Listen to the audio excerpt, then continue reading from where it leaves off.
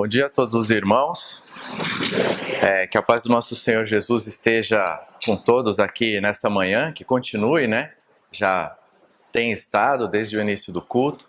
Vamos iniciar a pregação de hoje com uma oração.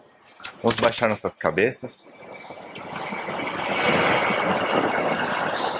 Nosso Deus Todo-Poderoso, ao Senhor conduzimos os nossos pensamentos, lembrando de Jesus que morreu por nós na cruz e de todos os ensinamentos por Ele deixados. Agradecemos pela possibilidade de estarmos juntos aqui reunidos hoje, louvando ao Senhor, que o Senhor possa guiar também os nossos corações e as nossas mentes para colocarmos em prática tudo aquilo que aprendemos do Senhor. Que Jesus esteja sempre a nos chamar a atenção com doçura e nos lembrando de todos os seus ensinamentos que precisam ser levados ao resto do mundo por nós, os cristãos. Em nome de Jesus, oramos, pedimos e agradecemos. Amém, Senhor. Amém. O som tá bom aí no fundo também? Tá, então tá legal. Obrigado.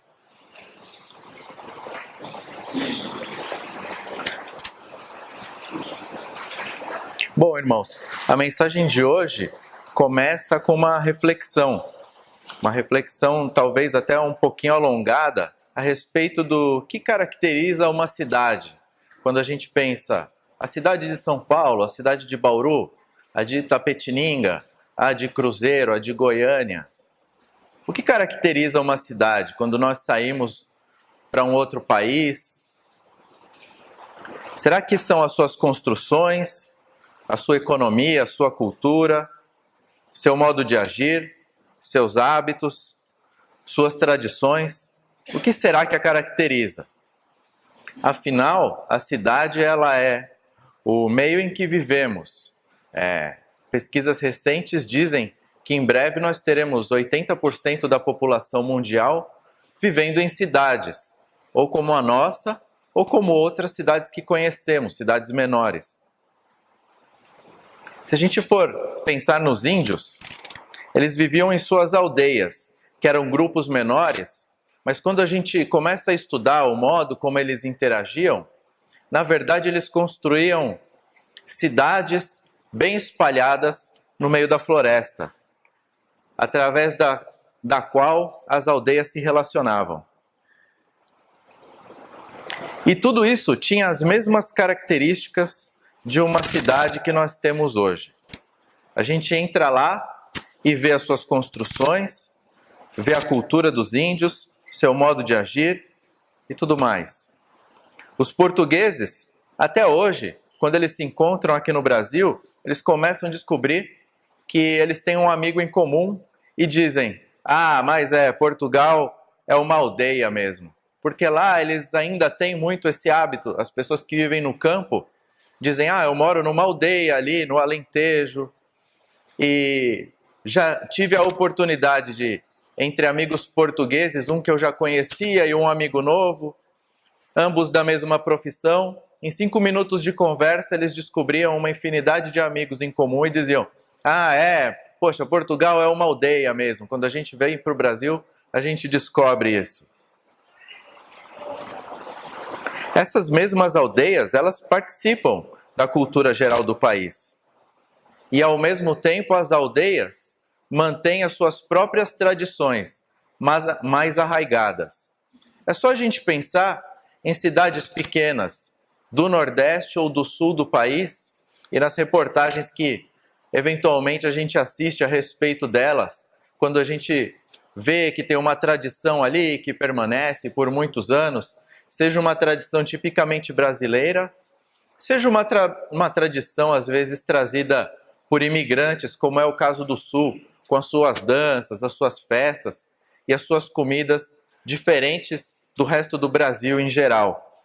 Essas aldeias têm a capacidade de manter vivas as suas tradições por mais e mais tempo. Porque como há poucas pessoas ali, os hábitos também mudam um pouco. Como eu disse, atualmente a maioria da população mundial já vive em cidades como nós, Mas não nos relacionamos com todas as pessoas da cidade. Nós temos sempre os nossos grupos, que são aldeias que frequentamos.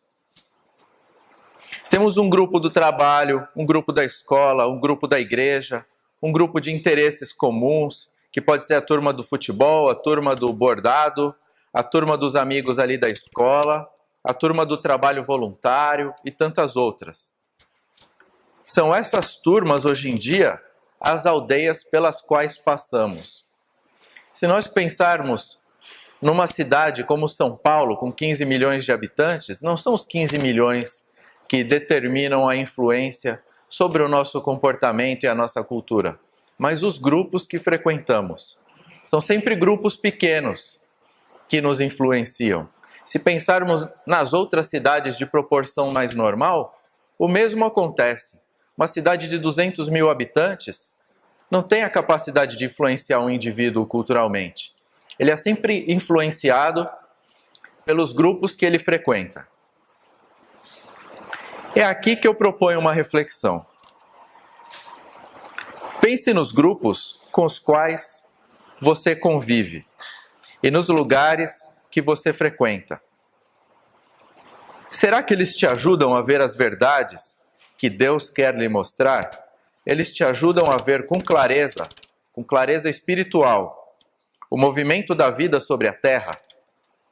Ou esses grupos cegam o seu espírito e endurecem o seu coração?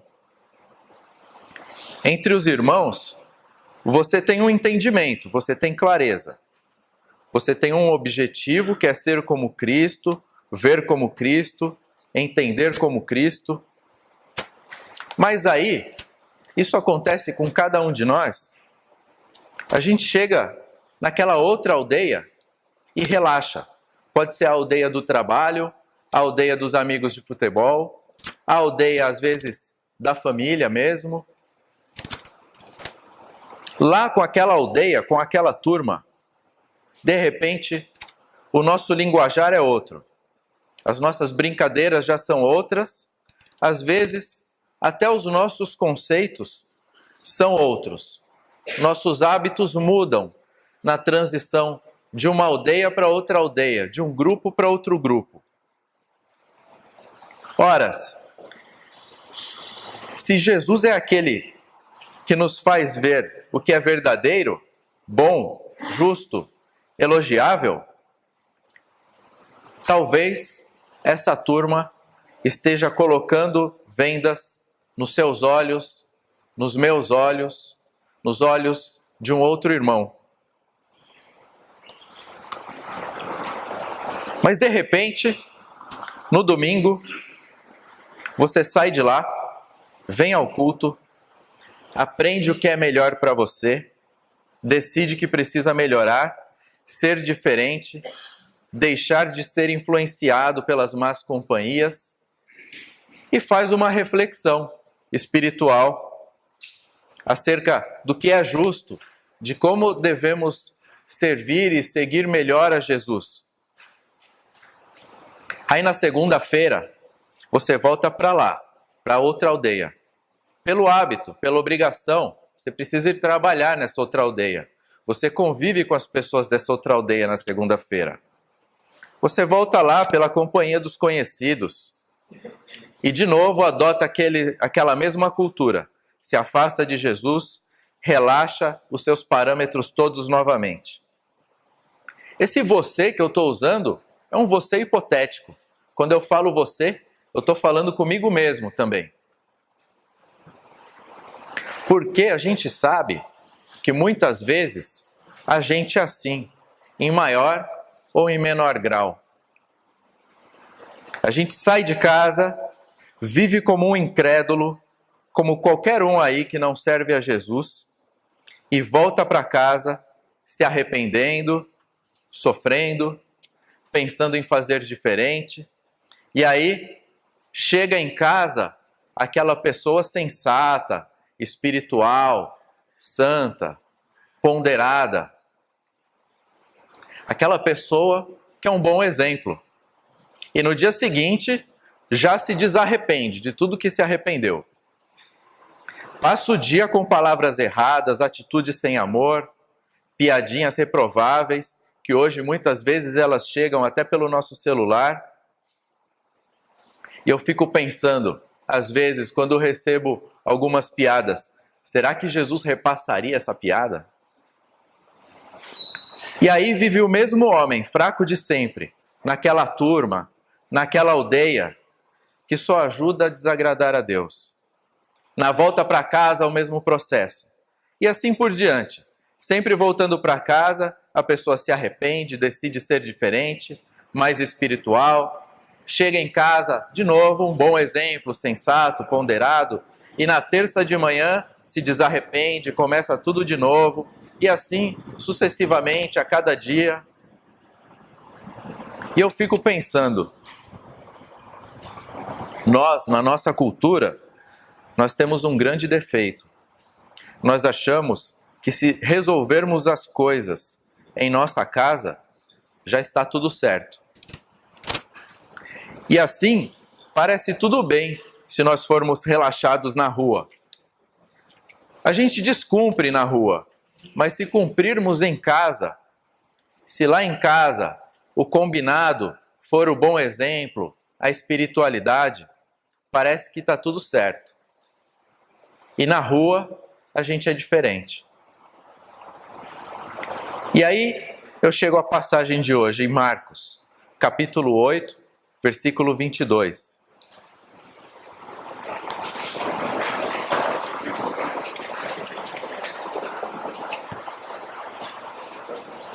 Marcos 8, 22.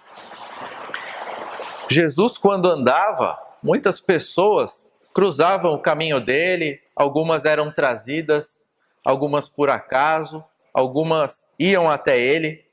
E nessa passagem de Marcos 8, de 22 a 26, a gente vê a cura de um cego. E diz assim no versículo 22: E chegou a Betsaída e trouxeram-lhe um cego, e rogaram-lhe que lhe tocasse. E tomando o cego pela mão, levou-o para fora da aldeia. E cuspindo-lhe nos olhos, impondo-lhe as mãos, perguntou-lhe se via alguma coisa. Aqui a gente já tem dois dados importantes. Jesus tomou esse cego pela mão e tirou ele da aldeia. O que ele fez, quando ele faz esse homem ver, não é na aldeia, é fora da aldeia. E depois, ele cospe nos olhos deste cego. É algo que sai da boca de Jesus que vai fazer esse homem ver. A gente lê assim e pensa, bom, realmente Jesus não era nada tradicional nos seus métodos, né? Ele poderia muito bem ter assoprado o olho desse homem. Mas talvez era para que essa história fosse contada, para que alguma coisa marcasse, para que fosse estranho mesmo. E levantando ele os olhos, está falando do cego aqui, né? Ele disse para Jesus: Vejo os homens, pois os vejo como árvores que andam. Era o jeito desse homem simples do campo dizer que ele via os homens muito de um jeito embaçado, assim. Ele não via contorno nenhum. Mas a gente entende que esse homem já tinha visto antes. Porque se ele nunca tivesse visto, ele não saberia quais eram as formas das árvores, quais eram as formas dos homens, para que ele comparasse um com o outro. Então era um homem que lá na aldeia ficou cego. Depois, tornou a pôr-lhe as mãos nos olhos, e ele, olhando firmemente, ficou restabelecido, e já via ao longe e distintamente a todos. E mandou-o para sua casa, dizendo: Não entres na aldeia. A aldeia, neste caso, ela serve de metáfora para aquele lugar onde nos afastamos de Deus. Ali não é a nossa casa. Nossa casa é onde estão os nossos irmãos, os filhos de nosso Pai e aqueles que o amam e o obedecem. Vá para casa e não entres na aldeia. É assim que Jesus nos diz todos os dias, quando a gente sai de casa. Quando a gente sai de casa, a gente tem que pensar, vai para casa e não entre na aldeia. A casa é onde está o nosso Pai, que continua conosco nos nossos corações. E o que a gente precisa é sair de casa, da nossa residência, onde lá é mais fácil, conveniente, e lá nós não temos muitas vezes os problemas do dia a dia que permitem que sejamos mais ponderados, mais espirituais e bons exemplos, para que a gente... O que Jesus nos diz é que a gente deve saber sair da nossa residência e não fazer parte da aldeia. Na aldeia, nós ficamos como esse homem, nós ficamos cegos. Nós vemos, quando alguém nos chama a atenção, quando alguém nos mostra algo, mesmo que embaçado, quando temos uma leve nuance do que quer que seja aquilo que é justo, que é bom, que é agradável, que é o que deve ser feito, a gente vê. Por mais que tenhamos esquecido, no meio daquele furacão que a gente vive, a gente lembra, a gente entende. É como se os homens se parecessem árvores. É como se a gente entendesse de um jeito embaçado. Mas a gente entende. Mas Jesus tem um poder maior do que esse. Jesus, com algo que sai da sua boca, pôde curar os nossos olhos. Jesus, com aquilo que ele diz, Jesus, com a sua língua, limpa os nossos olhos, nos tira toda a cegueira. Jesus nos cura da cegueira espiritual, que é a maior cegueira de todas. Quantas vezes ele não diz na Bíblia? Aquele que tem olhos para ver, veja. Aquele que tem ouvidos para ouvir, ouça. Quantas vezes ele não faz isso conosco? Ele nos purifica e nos faz ver. Por que é que nós voltamos para a aldeia? Por que é que nós cedemos ao mau hábito, ao mau exemplo das aldeias que frequentamos? Se Jesus nos cura, nos deixa ver, depois de sermos cegos, e ainda diz, não volte para a aldeia. Vá em frente. Vá em frente vendo. Siga vendo. Não volte para a aldeia. Não volte a ser cego. Casa, muitas vezes, podemos chamar daquele lugar onde podemos descansar o espírito na rocha eterna. Porque dos exemplos que eu disse, das tribulações e das aldeias, que são o lado de fora, e que em nossos lares nós recuperamos aquela nossa visão e a nossa saúde espiritual no fim do dia, muitas vezes, para algumas pessoas, é o oposto que acontece. Elas têm tantos problemas em casa, que quando elas vão trabalhar, elas têm paz. Quando elas saem de casa, elas podem respirar aliviadas e ter os seus exemplos espirituais guiando a sua vida.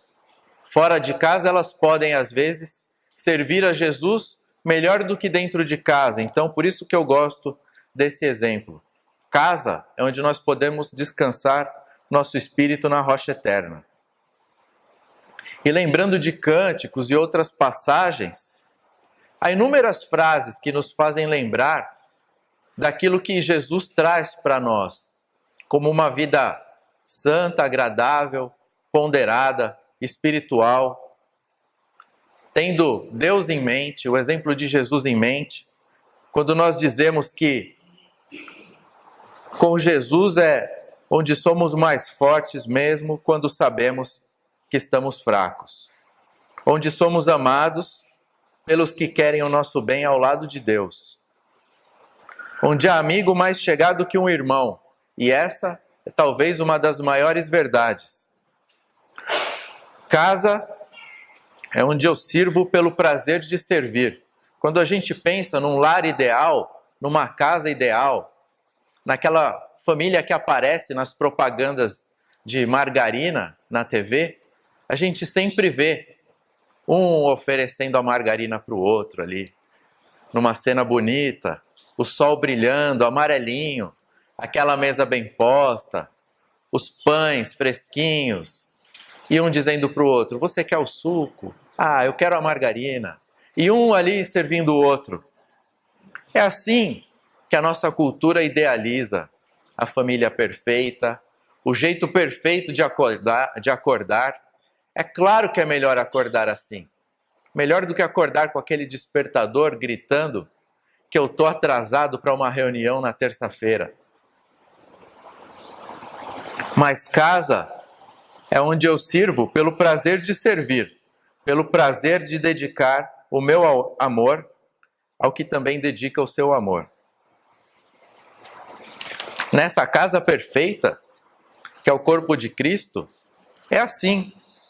A gente serve pelo prazer de servir. Nós nos dedicamos pelo prazer de nos dedicarmos. E o corpo de Cristo, quando nós vamos para casa depois do culto, e quando a gente segue, tendo que passar por todas as aldeias que nós passamos ao longo da semana, nós seguimos levando Jesus. Nós somos como embaixadores.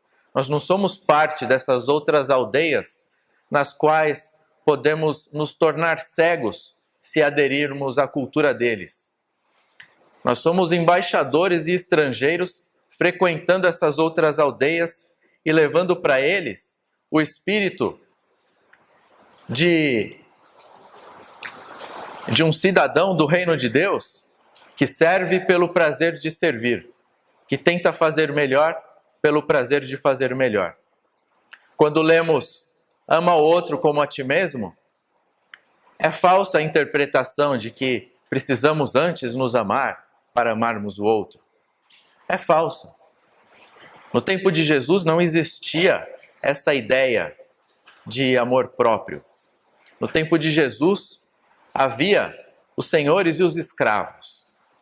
E quando Jesus diz ama o outro como a ti mesmo, ele diz assim: se você gosta de sobremesa, vai lá, leva uma sobremesa para outra pessoa. Se você acha que está friozinho, que ia ser gostoso tomar um café, vai lá, leva um café para aquela outra pessoa. Se está quente, você está com sede, leva uma água para aquela outra pessoa. Esse é o como a ti mesmo de Jesus. Nós podemos ser como o cego, um cego que desobedece, que volta para a aldeia e torna a ser cego. Nós somos, invariavelmente nós somos em algum momento.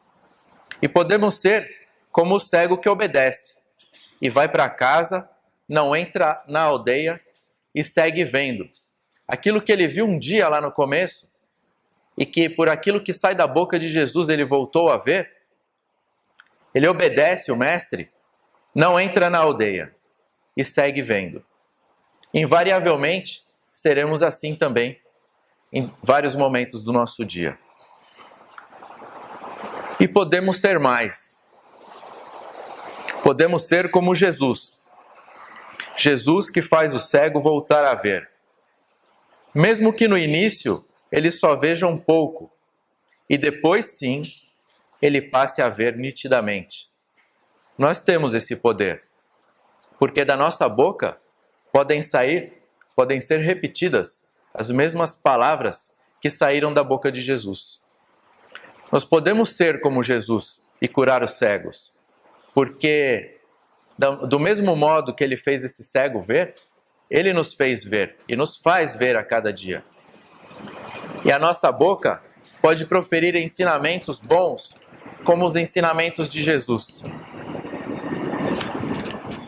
Que a gente possa seguir caminhando sem entrar nas aldeias. Que a gente possa seguir os nossos dias sem cair na cegueira.